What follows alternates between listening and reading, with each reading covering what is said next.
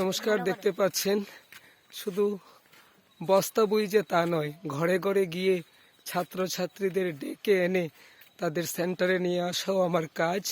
তো ঘরে ঘরে গিয়ে তাদেরকে ডেকে আনলাম।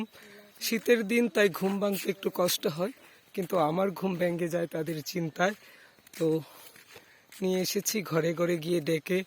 এখন যাব সেন্টারে, ওইখানে কিছু পড়াশোনা করবে।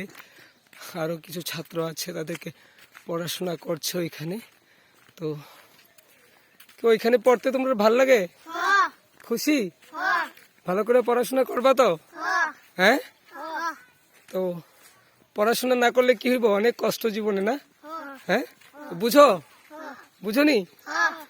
তো যারা দেখতে পাচ্ছেন, এদের মধ্যে অনেকেরই মা আছে, বাবা নেই। বাবা আছে মানে অনেকের মা বাবা থাকলেও ডেইলি লেবার, তারা পড়াশোনা জানে না, তাই তারা সঠিক শিক্ষা থেকে বঞ্চিত। তো প্রচেষ্টার মাধ্যমে চলছে আপনাদের সহযোগিতা ও আমার প্রচেষ্টায় তারা যেন সুশিক্ষা পায়, তাদের জীবন যেন কোনোভাবে নষ্ট না হয়, তার জন্য এই প্রচেষ্টা। তো এখানে কে কে নাম বলো?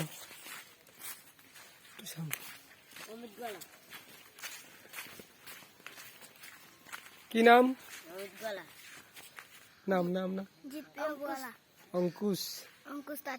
তারপরে এখানে পড়তে ভাল লাগে? হ্যাঁ, খুশি? তো এখন ধীরে ধীরে চলে যাব আমরা আমাদের সেন্টারে। তো আমি কিন্তু বসে থাকার লোক নই বা দমে যাওয়ার লোক নই।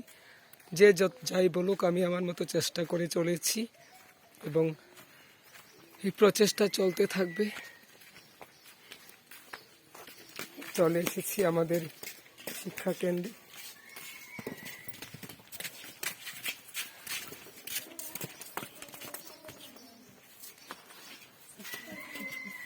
একে একে ঢুকছে ছাত্ররা।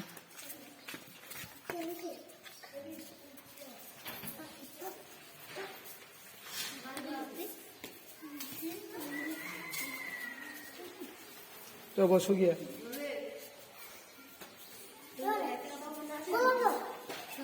সব দিন এই যে তারা সবাই চলে এসেছে। সবাই বলো গুড মর্নিং। Good morning. দেখতে পাচ্ছেন সবাই চলে এসেছে, সবাইকে ডেকে নিয়ে চলে এসেছি। এখন পড়াশোনা চলবে এবং স্কুলের টাইম হলে তারা স্কুলে যাবে। তো এইভাবে প্রতিদিন আমাদের কাজ চলতে থাকে। তো আপনারা সহযোগিতা করবেন। এবং এই জানুয়ারি মাসটা আমাদের জন্য খুবই তাৎপর্যপূর্ণ। এটা মানব সেবার মাস। এই মাস স্বামী বিবেকানন্দের মাস, এই মাস নেতাজির মাস, আর এই মাসে আরো একটা নতুন অধ্যায় রচিত হতে যাচ্ছে। শ্রীরামের প্রতিষ্ঠা, রাজা রামচন্দ্রের প্রতিষ্ঠা হবে অযোধ্যা মন্দিরে। তো সবাই বলো জয় শ্রীরাম, জয় শ্রীরাম, জয় শ্রীরাম, জয় শ্রীরাম।